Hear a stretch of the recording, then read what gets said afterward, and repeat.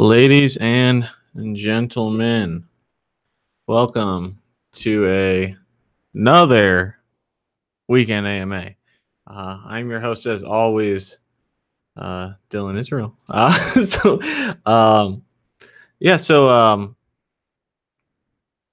We are doing this on a Friday morning. You say, Dylan, don't you have a job? Yes, but because I've been saving to buy a house, and because I have not taking any vacation time, I'm coming up on my 1 year and I have to burn some PTO. So I'm taking like a day off for the next 5 weeks so that, if you don't use it, you lose it, as they say in the 40-year-old virgin. So got to use it. So that's what I'm doing. So I figure, hey, no better time than the present. Let's go ahead and get the weekend AMA going a little bit early on Friday for some of you who aren't able to normally make it. So hopefully we can get some of you guys in here.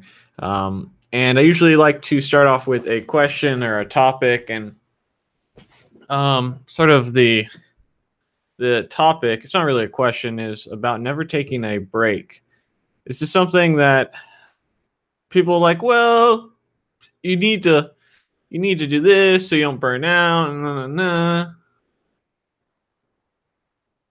So here's what I mean by this, right? I've recently got a raise and a title change and things like that. So things are going very well. I would call what in a milestone moment. So a lot of people, when they have these milestone moments, whatever it may be, they get their first dev job, they get a large promotion, they become a manager, they pay off all their student debt. They have these big life events where your life has changed one way or another, and they think it's time to, okay, I can take a breath. I can take the foot off the pedal. But what I want you to realize is that you shouldn't ever. That's not to say that you can't go on vacations. That's not to say, but the mentality of I can take it down a notch is the wrong mentality. You can take breaks, but to take it down a notch is wrong, because the things that made you successful a lot of the times are the same things that you want to take down a notch. So I'll give you a very brief example. It's been less than 2 weeks since my salary change. I discussed with my manager what's next for me. What can I do to continue moving forward, right? And I made it as clear as I could. Like, look, I'm happy. I'm very happy. And I don't want you to think I'm going to quit or anything like that. But I'm always, the type of person I want to be is always looking to the future. A year from now, I want to know where I'm going to be and how I can get there. So have those conversations, ask those questions. Sometimes it's uncomfortable. It doesn't matter. It's better to ask those things than to be upset a year later with time wasted, that you were working towards the wrong direction. So never take your foot off the pedal, no matter what success or failures, for that matter, that you've had. And it's much easier to take your foot off the pedal when you have success, because you become content.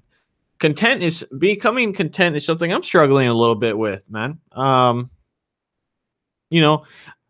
the most part, for up until the last 2 years or so, maybe 3, but I'd say 2. Last 2 years, it has been survival mode. It has been a mindset of, if I don't work, I don't eat. If I don't get better, I don't eat. If I don't continue grinding, I don't eat. Like, bills don't get paid. We have to get there. And realistically, I'm no longer in survival mode in terms of life. So it becomes a very interesting dynamic of changing your mindset. And when you get out of survival mode, hey, I just got to make enough to get by.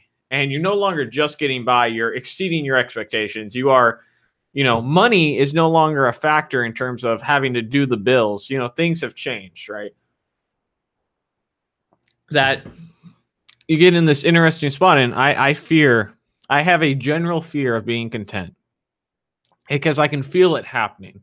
I can feel that I'm not working as hard. I'm still working, I'm not putting 20 hours a week in, I'm putting 10 hours a week, something like that. And it scares the hell out of me. It really does, because those things that made you successful, I want to hold on to them. I want to hold on to that mentality, and it's one of those items where you have to find a different way to stay motivated. It's been a, but anyhow, it's so, I feel that, and I wanted to share that to a degree.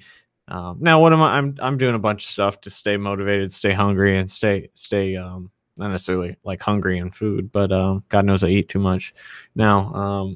But to keep that edge, yeah. And success lifestyle kind of is capturing the point, is that you will do what you need to do to get out of that survival mode and be successful. And the thing I'm most scared of is those same things that got me out of that will make me even more successful, even more happy to accomplish the goals and things I want. And I want to make sure that I hold on to that. And that's a hard thing to do, right? Because, there's other motivating factors. So instead of you just making sure that you could have a place to sleep and eat and just live life, those are very stressful things that you really, you don't have much of a choice. And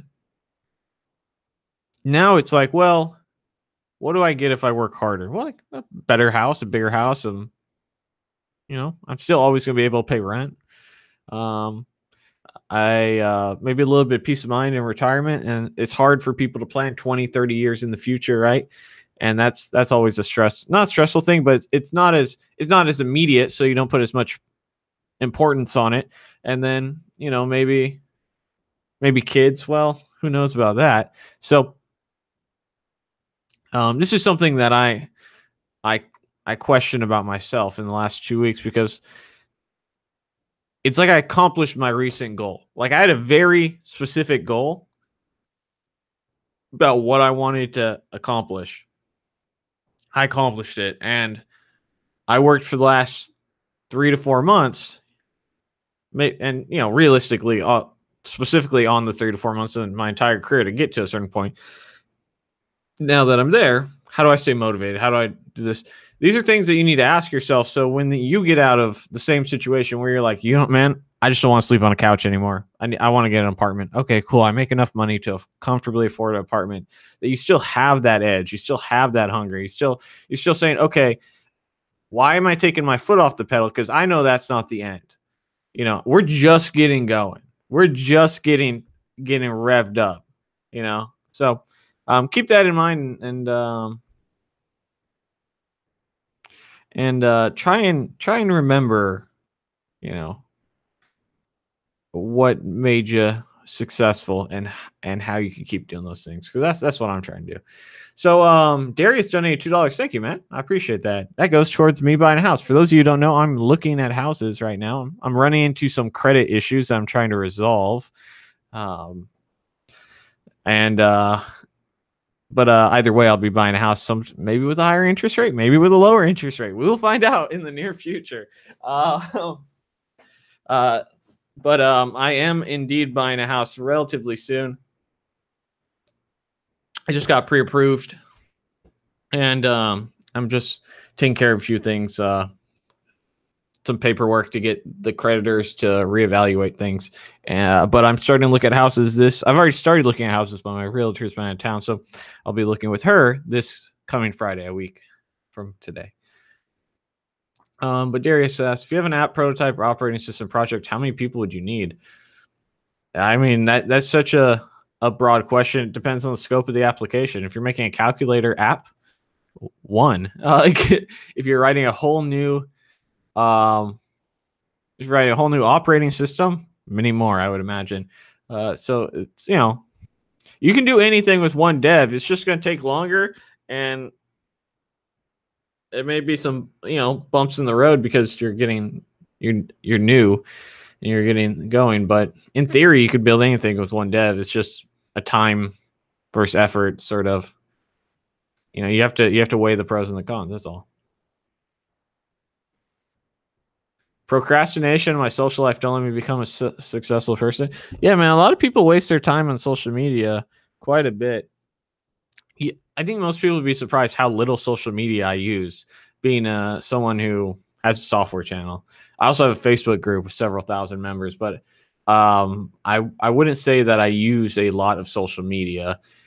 If I ever find myself like scrolling through Facebook or anything like that, I immediately stop because a lot of that's just wasted energy, wasted effort, and procrastination is one of those things where it's a I want to say it's a sort of a maturity thing and a how hard you want to how to put this how do you put this I guess it's almost 100% a maturity thing and maybe just an understanding of what happens when you don't procrastinate, right? So like if you've ever been successful at something, uh, um, you'll you'll know that if you get a taste of being successful, it becomes very easy not to procrastinate once you see the results of that. But sometimes the hard part is getting people to not do it one time and then see, right? I signed up for your algorithm course the other day. Should buy you a doormat or something for the new house. Thank you, man. I appreciate that.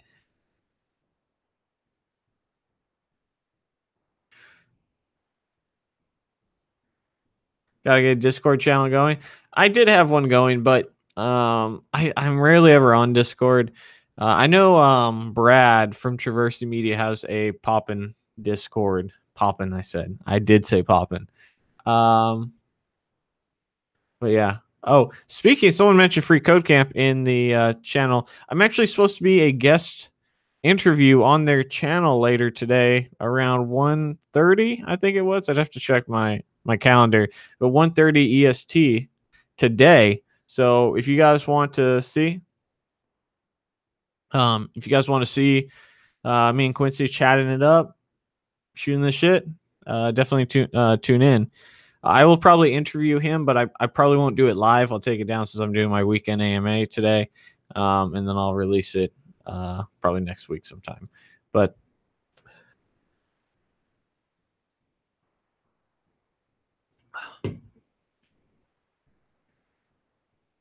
about what? Whatever he wants to talk about. He'll probably talk about sort of my career. If I had to guess, he'll probably talk about sort of how I got my first role, how I continued to be successful, my sort of my channel, my unique sort of path, if you will. Just what were the things that worked for me, I guess, at the end of the day. That's what I would guess. We haven't really dove into it. I don't really like prepping for interviews for the most part. If you are going to answer if you're going to ask me questions, I assume they're things you think I'm qualified to answer, and I have no problem telling you when I don't know the answer. So there's said to be a glass ceiling for the software dev salary. There's a glass ceiling for everything, according to a lot of people. So the glass ceiling for software devs can be very high. But also I think here's the thing, guys, is there's always going to be a glass ceiling whenever you work for somebody else. Like, you have to understand that is when you are an employee and you're working for an employer, there is always going to be a glass ceiling because you're going based off market rates. If the market rate says a senior dev is worth 130,000 in the Tampa market or whatever, yeah, you might get to 145, you might get to 115, but there's a general zone of the market rate. Is it going to be hard to get to 200,000? Absolutely, because now we're talking about 50% more than the market rate. And when you are working for somebody else, you have to make a very convincing argument that you should be paid 50% more than the market rate. And so that glass ceiling, doesn't matter what industry you're in. Whenever you're working for somebody else, there will always be a glass ceiling. Now, if you don't want there to be a glass ceiling for your salary, for the amount of money you work in, you need to work for yourself. You need to start some side projects. You need to start your own business. You need to find out ways that, hey, I hit my glass ceiling in software. what can I do to increase my income? You know what? Maybe I'll start a franchise. I don't know anything. For instance, I worked at Domino's for 4 or 5 years. I could probably start a Domino's franchise and run it no problem. I'd be up and running in a week, right? So these are things that you have to start thinking about, because very few, you can make a good living working for somebody else, especially in software, because we're paid better than the average person. But you won't become independently wealthy working for somebody else, but you can make good money. So if your plan is to be like, yo, I'm gonna be making $1 million a year as a software dev, that's not gonna happen, man. But you can make a good living. So it just, any industry has a glass ceiling. But that's also where you say, okay, you know what? I'm a senior dev. I'm not really going to get too many big raises. What can I transition to? Well, maybe you can go into management. Maybe you can go into architecture. Yeah. So the problem with that is about 95% of people will never do it. Not the management architecture thing, but working for themselves, because it's hard, man. It's absolutely brutal.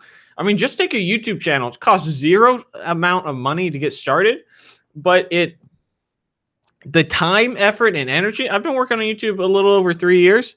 Last year I was making $300 a month. The year before that, I ended making, at the end of my 1 year of doing it, after I released 350 videos, I was making $80 a month or $60 a month. Fast forward to today, I'm making, 4 figures on it. But a lot of people will never get to that point because they won't put the time, effort, and energy into it. And that doesn't even take any financial capital to get going. Now, imagine that you said, I want to start a franchise. Okay, not only will it take that same time, effort, and energy, but now you have to put $50,000 of your hard-earned money at work.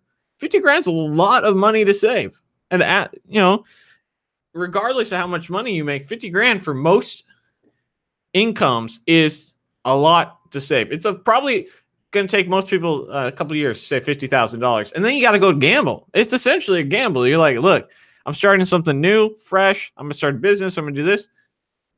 You can educate all yourself, but there's a lot of risk involved with that. And that's why only about 5% will ever pull the trigger on it, because it's so scary to lose that. Because a lot of us, I would say I don't personally fall into this category, but 95% of people fall into the category where risk is bad and we can't accept any risk regardless of the potential success that it could bring. So, and I'm not saying one's better than the other. I happen to be okay taking more risks in my career and in my life, because, I mean, here's the deal, man. We're only here once, as far as we know, right? Like, we're only here once. So if you're going to take, especially the younger you are, when you don't have as much, like, you don't have a mortgage, you don't have kids, it's just you, it becomes harder and harder later on in life, being like, yo, I'm going to take this gamble, and it may, screw over my entire family, and my wife or her husband might have to get 3 jobs because I failed. So, those things happen, but sometimes you gotta say, look, I'm ready to ride or die. that's what you gotta do. Let's see. When I was applying to my first jobs, did I apply to everything out there? For the most part, yes. What's going on, David? How's your job search going, man? Do you feel like investment in YouTube and other channels was worth it? Absolutely. So, I mean, we could talk about what it made my career worth it. Yes. I mean, I've had people say the last 2 software jobs, I've had 2 software jobs that I've worked. I've had probably around 10 actual offers for jobs in total in the last 2 years. If we counted every offer I had, it's probably around 10.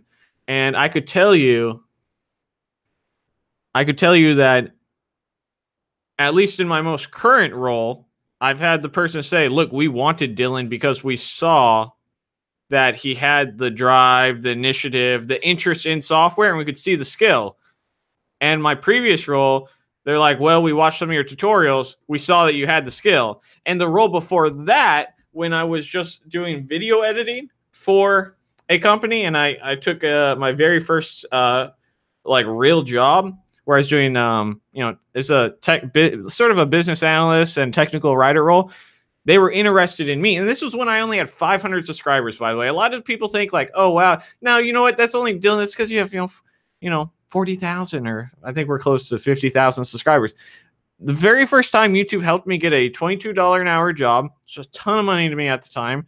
And not that much in Southern California, by the way, but a ton of money for somebody who was delivering pizzas.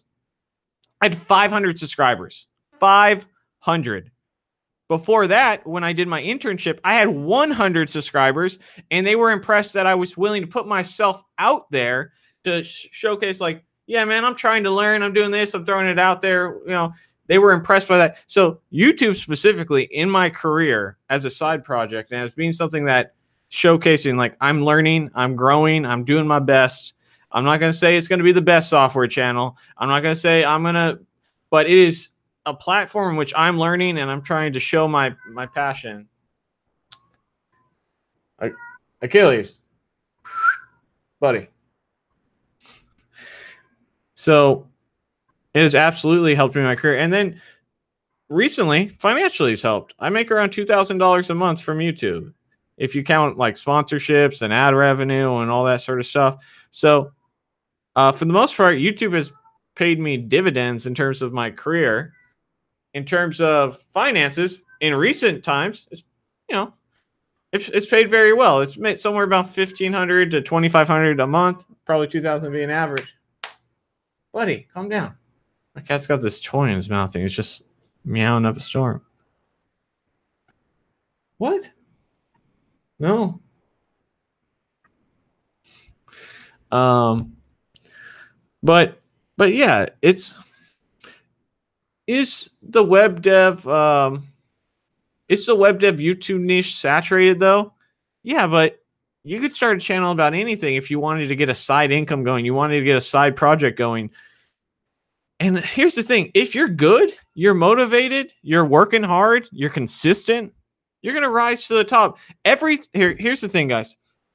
Everything in this world is saturated. Everything. Absolutely everything. There's 7 billion people, and every year there's more people coming out of college that are going into engineering and STEM, and it is everything's saturated. If you wanted to say, hey man, you know what? I'm thinking about doing anime, but there's so many anime shows. I'm thinking about being a software developer, but there's so many software developers. I'm thinking about being a teacher, but there's so many teachers. You could quite literally, if you wanted to take that approach, do it on every single one. There's been channels in this YouTube. What's the one that just started popping up this last year? Hi, my name is Miyoko. I forget, I'm butchering it, but she's started doing videos, exploded. The guy who used to work at Google, I want to say he's first generation Chinese, but channels exploded. And do you think they were worried about the market being saturated? Or did they say, you know what, I'm going to start a project, I'm going to put the time and effort and energy into it, and we'll see what happens? It very well could have been one of those things where, you know what, I devoted a year of my time, not too much came of it, but you know what, I learned a lot in the process. Great. And this is why I tell people not to worry about becoming a YouTuber. You need to, if you're going to go and create like a web dev channel, whether it's a blog, a YouTube channel, whatever it may be, the thing that you need to understand is that you are a developer who does YouTube, not a YouTuber who does development. And so when you take that stance on it and you're not worried about the growth of it, not to say that you're not going to handle it professionally, try to grow it, but you don't do YouTube because you want to be a YouTuber. You do YouTube because it's a hobby, and you do software development because it's much more profitable for you. So, I mean, it's one of those things where like think of it this way. So some of you may be thinking, damn man, Dylan makes $1,500, $2,000 a month from YouTube. That's a shit ton of money.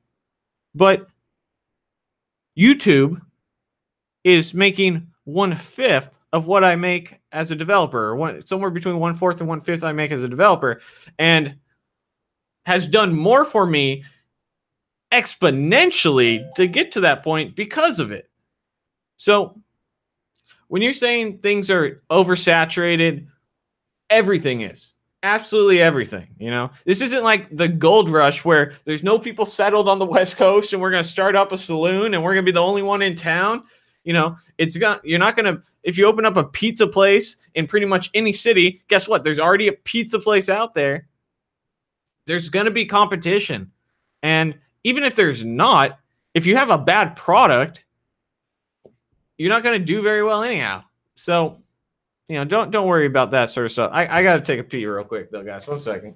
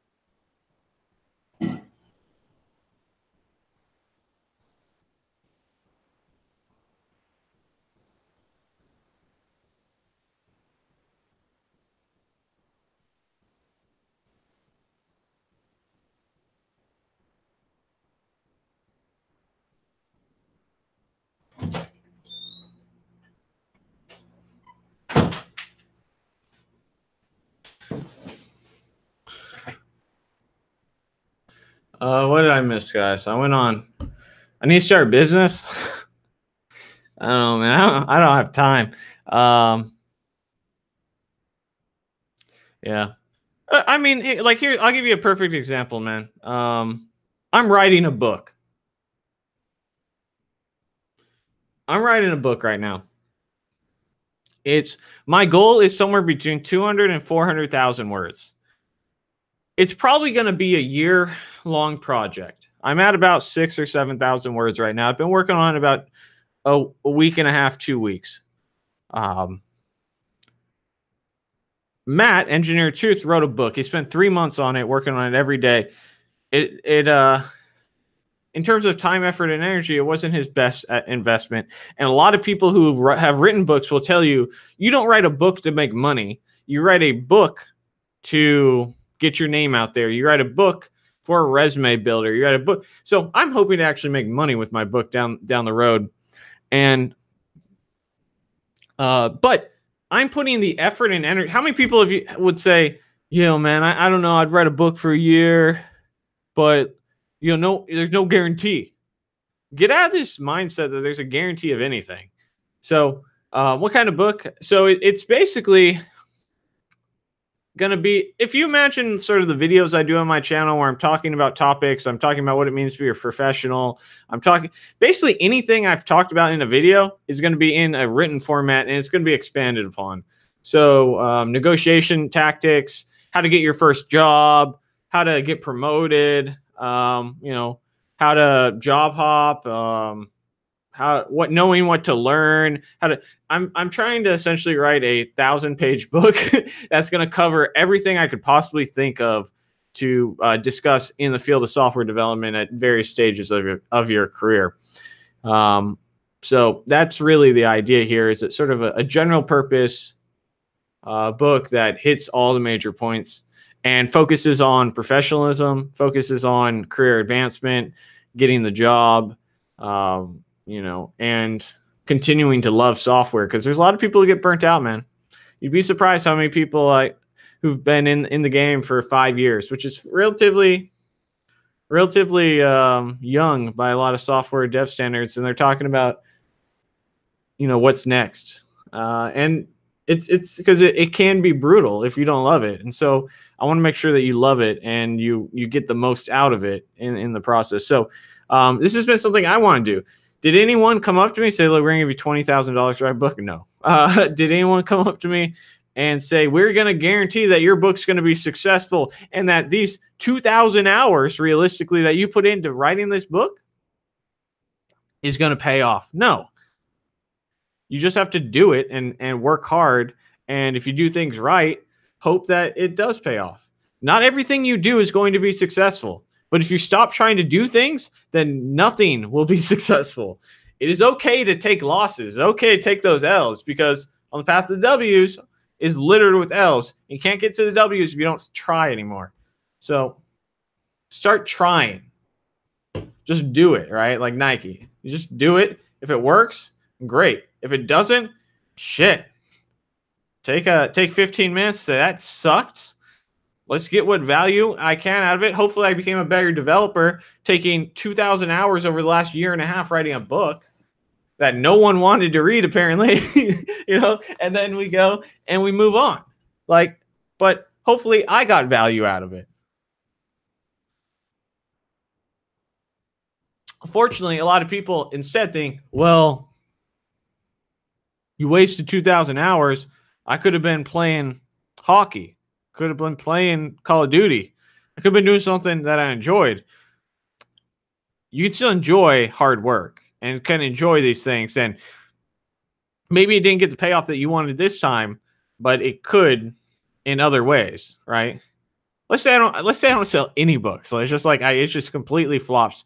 At the very least, I have a very nice portfolio item that I spent a very long time of, and that I'm probably, even if I didn't sell a single copy, I personally am proud of being able to accomplish it. That's something that I told April the other day, my parents, when I told them about, I got a new job, or I got this or that, they're like, well, I'm proud of you, this and that. I was telling April, I don't need them to be proud of me. I'm proud of myself.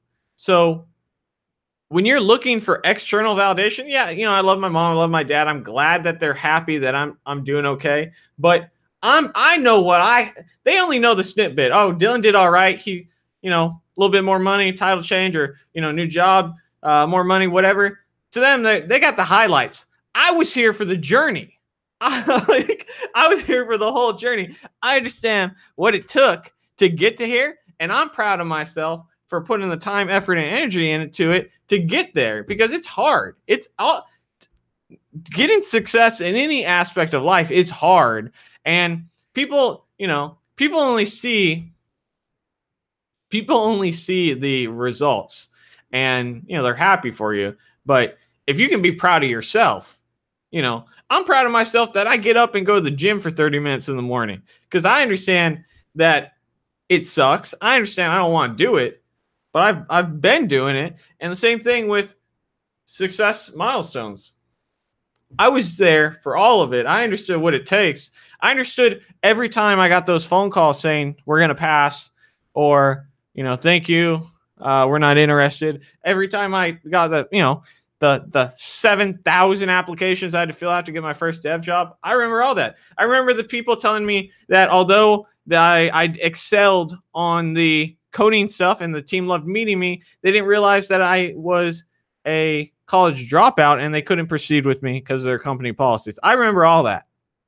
But so be proud of yourself and don't look for external people, because they don't see that. They only see the good parts. And it's easy to forget if you're looking for external validation that you need to just love yourself, I guess, is what I'm trying to say. So I think we got off tangent though. I did have a moment of weakness. I know I'm talking like, oh man, I'm doing it. But I did buy Monster this morning. So everyone fucks up. But for the most part, I've given up caffeine as well. That's something I've been doing. I like the idea of book, but as a software developer, isn't it better to have an open source project in your portfolio, a better use of your spare time? Who says you can only do one? Don't live in a world of absolutes. You can work on your book and contribute to an open source project and have a YouTube channel and go to work. It's none of these things are one or the other. So you can always do multiple things, and different people are going to value different things. And if you have a variety of items, you're more likely to be able to impress a variety of people. It can show that you're dynamic in nature, and you can continue to grow. Try the ketogenic diet. April's doing it, and she loves it. And so this is actually sugar free, but I've tried doing it with her. I really struggle to give up the carbs. I'm struggling very hard to give up carbs. I've been doing better to give up the sugar, but carbs have been quite a long process for me. So I'm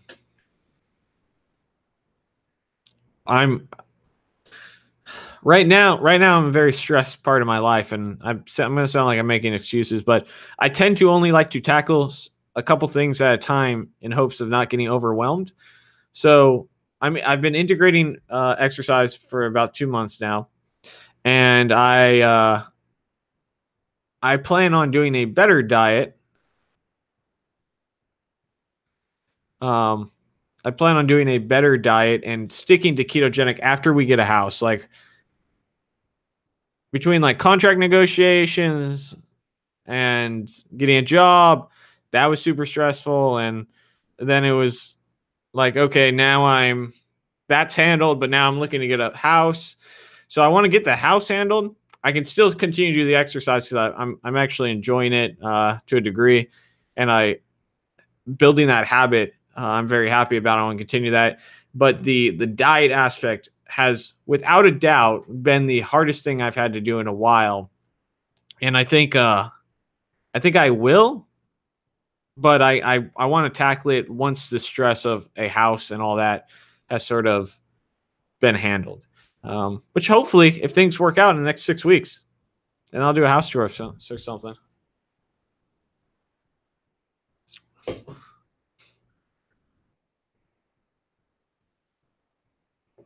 What's your favorite website host when it comes to free tiers? I don't have one.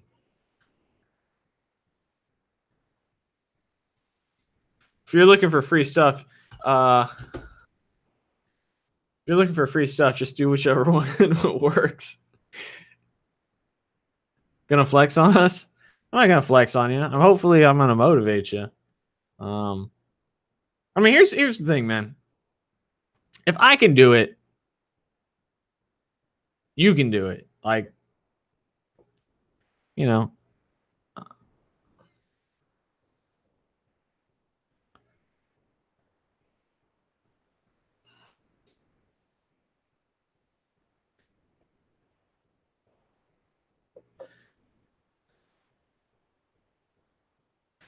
if someone pitches you an app idea and how long would it take to build each feature, what would you say?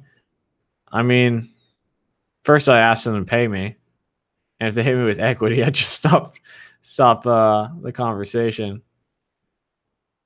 You're doing what overweight people do. Oh man, I need to do this and this before I get on a diet. Then 5 years. So here's the thing: I've actually, my diet's much better because April does the cooking, but I haven't eliminated carbs. So I've already been working on my diet, and I've already incremented the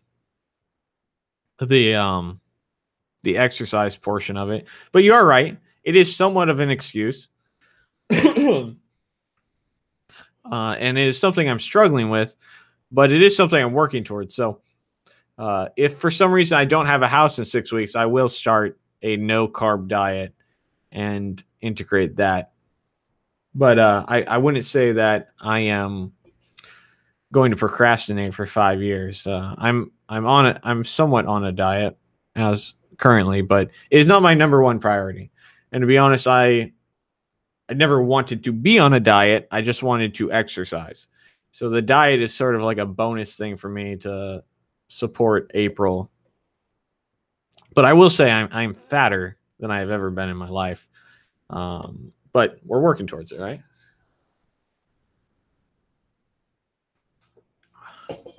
And I am very motivated as well because I will be visiting family around Thanksgiving. And the last thing I want to do after I haven't gone back to California in 2 years. It'll be 2+ years. And the last thing I want to do is show up and just look like, man, Dylan's really let himself go in these last 2 years. Yeah, because that's what they're gonna talk about. It doesn't matter. Like, it doesn't matter if my channel grew tenfold. It doesn't matter. I bought this baller ass house. I got this baller ass car. April and I's relationship is as solid as it's ever been. All they're gonna remember, damn, Dylan showed up looking fat as fuck, dude. That's all the family's gonna remember. You see Dylan? Oh my goodness, how many chins? It doesn't. Yeah. Dylan's making $500,000 a year. But did you see that double chin he's rocking? You know what I mean? It's so true, man. It doesn't matter how good you're doing. If you show up and you look torn up, that's all it's gonna be. I'm looking better than I have in my older videos. You say so, man. I probably was just looking stressed and hungry in the old videos. Yeah, I'm hoping my braces are off by then. I just have to get this rubber band back in.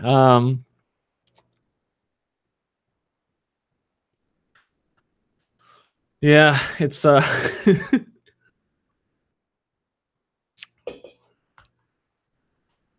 yeah, man. So I guess what I'm trying to say is I understand I need to make it a little bit of a higher priority. And I'm working on it. But there's other things that I'm working on as well. And it's important to here's the thing. You only have so much mental energy before you start dropping the ball. And like right now, my mental energy is going towards exercise. It's going towards trying to find a video editor. It's going towards writing a book. It's going towards finding a house. And of course, I still have a YouTube channel, and I still have a job and a relationship. So, you know, I'm kind of juggling like 7 things. And the 8th one is one I'm already struggling with. It's like a 7. It's a 7.5. I'm not ready to make it go up to like 2 items that it deserves. So as those other items start dropping off, which will happen in relatively soon, you know, I should have a video editor in the next 2-3 weeks. I should have, you know, a better idea about housing, and the book's a long-term thing, and the YouTube channel's never going anywhere, and April's never going anywhere. I should hope. You know, there's only so much that you like, because I don't know how you guys work. I can tell you how I work. When I'm trying to get something accomplished, it consumes my mental energy. It's very hard for me not to think about how I can be more successful and more productive. And so when I've actually added it to my mental energy, now I'm neurotic about it, and I'm not ready to be neurotic about my diet. So yeah, that's one of the things is it's going to be stressful. And I mean, here's the good thing. Here's the real good thing. It used to be not too long ago, I didn't even have the money to buy the food Now I have the money. I'm buying too much food, so we can look at it in a positive light at the end of the day. Yeah, man. It's on that poverty diet. That poverty diet keep you slim. Favorite guilty pleasure in terms of food? I just love pasta and cheese, man. That's my thing. Pasta and cheese would probably be as much as it was. So,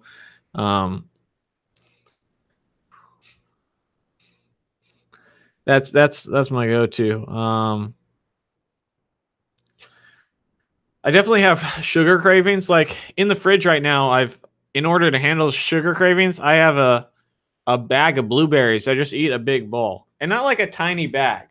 Let me show you the size of this bag, and I go through these bags all the time.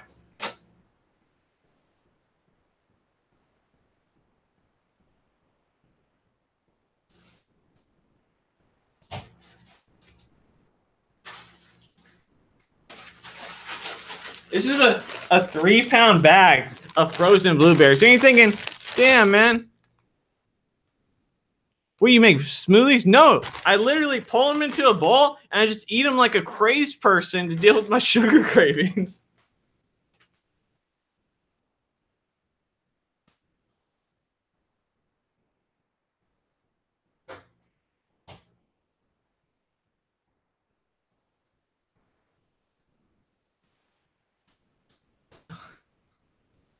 Yeah. But the goal is, I mean, we may not be able to move forward on everything, and I hear what you're saying about procrastinating with the diet and everything, but really the goal is always just to be moving forward in one aspect of life. So that's it. Khabib versus Conor McGregor. I think Khabib's gonna maul him. I don't know, man. I usually put my money on the grappler versus the striker. Now, if McGregor's jiu-jitsu got better, maybe, I don't know. But if I was putting money on it, that's the safe bet. Now, I will say that Khabib's got tagged a couple times on his on the chin. So, I mean, maybe McGregor lands it. But, I mean, Conor's been known to gas out.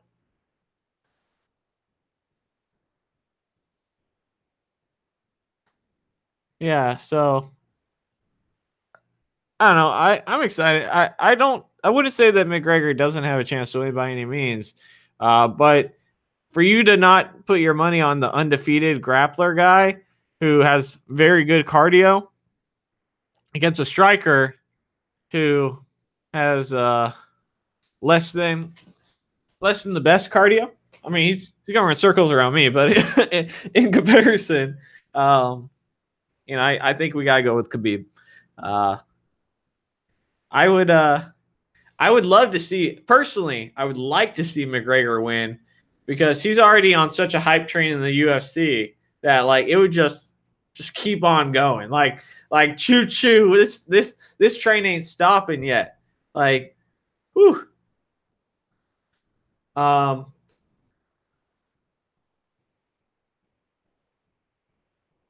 You're thinking about Flatiron in Atlanta, Georgia, and the Thinkful Bootcamp. Any thoughts?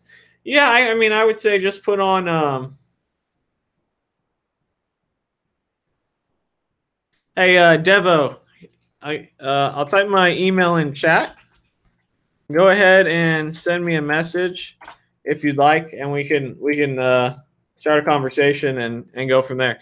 But yeah, I mean, boot camps are great, man. You just have to choose the right one, and you have to make sure that you're ready for it and that you're looking to actually put the time, effort, and energy into them. That's really it at the end of the day. At them, before them, and post boot camp.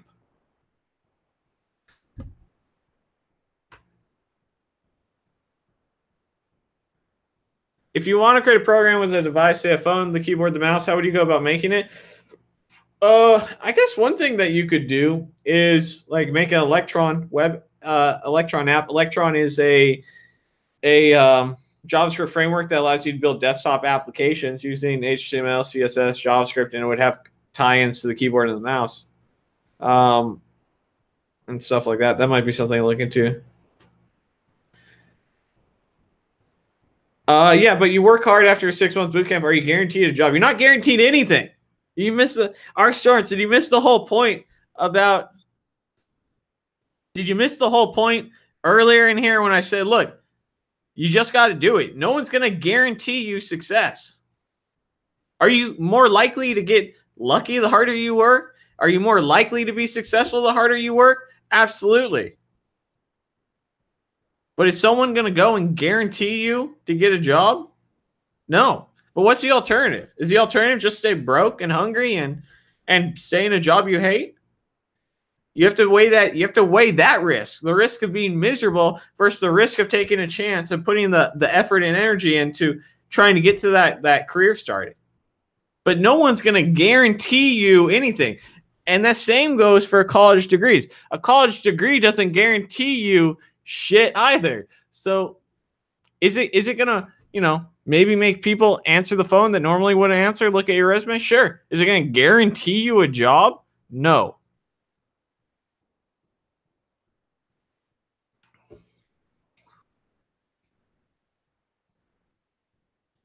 I don't know, man. So I guess what I'm trying to explain to you is that your hard work, time, effort, and energy isn't guaranteed.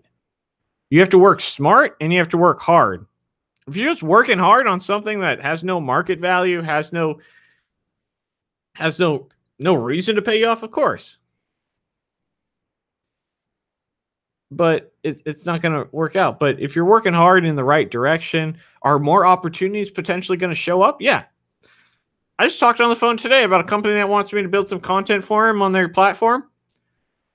Okay, cool. Opportunity showed up because you know why? Because I've been working hard the last few years. I have 800 videos on the channel, and people see them.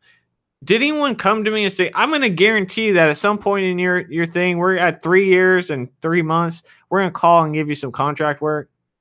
No, of course not. But you put effort and energy. And that's why when you do work hard and you put stuff in, you put effort, energy, time, blood, sweat, tears, you try to have multiple directions that can pay off. The book, let's use my book example. I'm going to learn a lot about myself. I'm going to get better by writing a software book. That's one. Two, I might make some money. I like actual cash money selling it. Three, it's going to be an excellent portfolio item. So if one or two of those fall out, let's hope at least one's still around. But no one's going to guarantee you anything.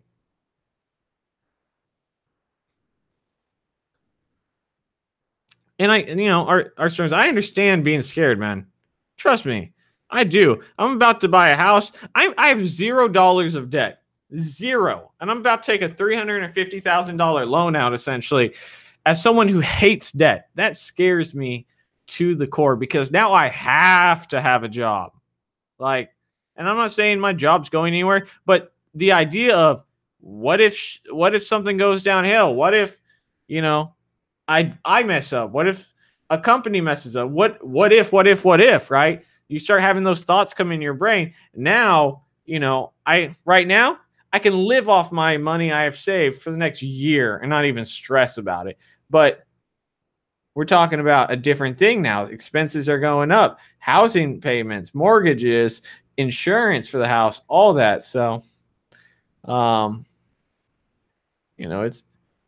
one of those things, man. But what's the alternative? Be scared in life? It's okay to be scared. I'm scared about a lot of things I do. But I mean, it's worse. It's worse to have regrets, I suppose. Like, what if I just rented for the next 15 years until I could buy a house cash and I had 5 years, 5 years income saved up? Is that the best financial decision? No. Is it the safest decision? in terms of putting assets at risk? Probably. But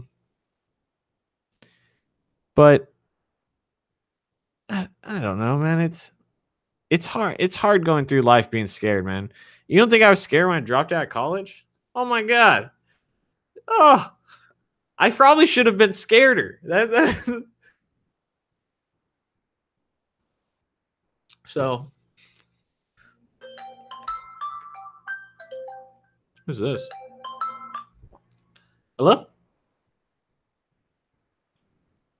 This is him.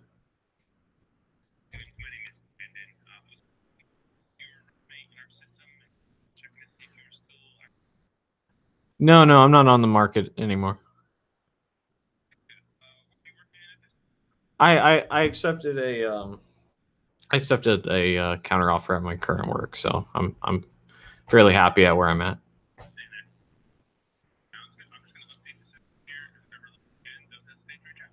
Sounds good. Thank you very much. Thank you. Bye. All right. Anyhow, where were we?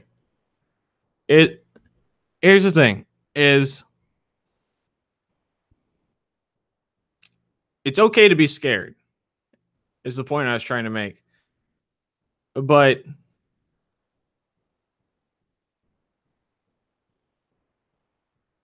are you just going to live scared is a different thing. Are you going to work through it is a different thing. You have to...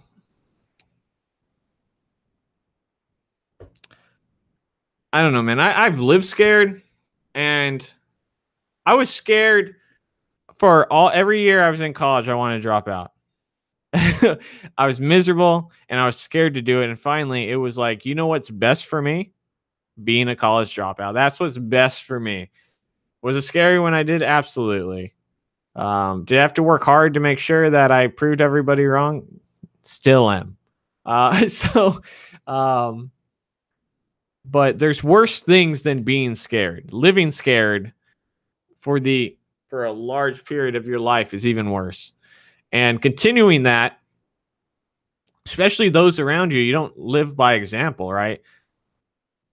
I don't want people around me to be not willing to take chances to better their life. So anyhow, guys, we've been going about an hour. I don't know what happened today, man. I don't think we talked about software at all. I'm going to go send this to Gary V. Gary. Yeah, but anyhow, guys, it's been a pleasure as always. If you're interested and you want to help me out, I do need your help, guys. I really do. The burden of trying to take my life to the next level of buying a house is something that is very stressful, and I want to continue to make it a little less stressful. So if you ever thought about buying a course, you ever thought about anything like that, and you want to help me out, please do. There's a link in the description with books I recommend. There's my courses, which my latest one, the 100 Algorithm Challenge to help get you prepped for your job interviews, is there. It's $10, 10 cents an interview. You can't beat that. Now is the time. You want to help a brother out, Patreon, all that sort of stuff. It would be appreciated. Why I'm trying to make this nice life change. I hope whatever life changes you're working on, at least the people around you can help you out as well. Do I still do one-on-one tutoring? Yes. Although it's more mentoring than anything else. So I do. You can email me at dylansemail310@gmail.com, and we can discuss that.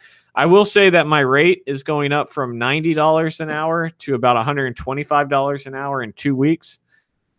The way that I charge for one-on-one mentoring is it's 2.5 times my hourly rate if we were to break out my salary. So, it is going up relatively soon. So it probably should have already went up since I already started. But a lot of times that's a little bit expensive for people, but I have to make it sort of worth my time and energy at the end of the day. Yeah. That's it. I also allow you guys to follow up in emails, and I record it and stuff like that, so you can ask as many questions as you want in that hour. But yeah, I'm quite expensive by most people's standards. And especially, I don't really do too much of it anymore, because I know a lot of you guys are you're trying to get your life started, right? When you're $125 is quite a bit when you're making $8 an hour and tips. So I completely get it. But yeah, if you want to sit down, you want to have a one-on-one, and you want to, we can dive into your LinkedIn, your resume, what you're doing right, what you're doing wrong, how we can improve, all that sort of stuff. You shoot me an email, we can set it up. But guys, I appreciate you all. I wish you the best, and thank you to our boy Darius, who donated $4 to the stream. That's also another way you can help me out. I'll see you guys next time. Bye.